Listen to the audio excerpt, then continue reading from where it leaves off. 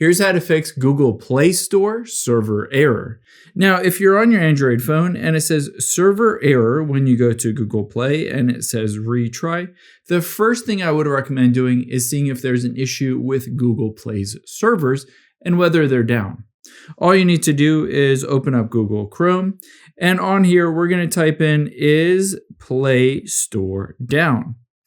After you've gone here, let's go to Down Detector. And you'll be able to see as I scroll down any outages reported for Google Play Store. Now, if there is a big spike in reported outages, you just need to wait till it's back up and running. However, if there isn't, there are other things that we can do to fix it. Let's hop out of there and instead open up the Settings app on your phone.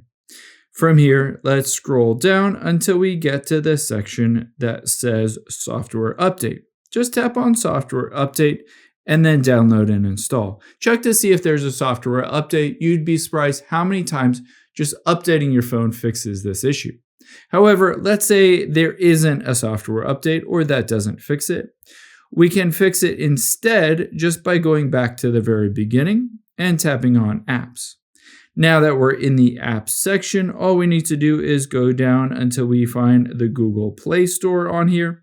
Just tap on Google Play Store. Let's scroll down and tap on Storage.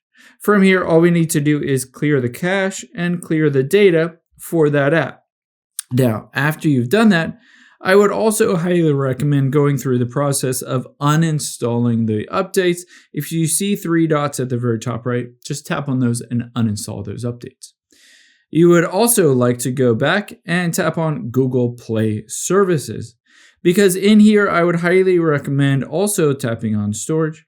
And let's clear the cache and clear the data for the Google Play Services in addition to the Play Store. So tap Clear Data and hit Confirm. You might want to, at the very end, just restart your Android phone and you should be good to go.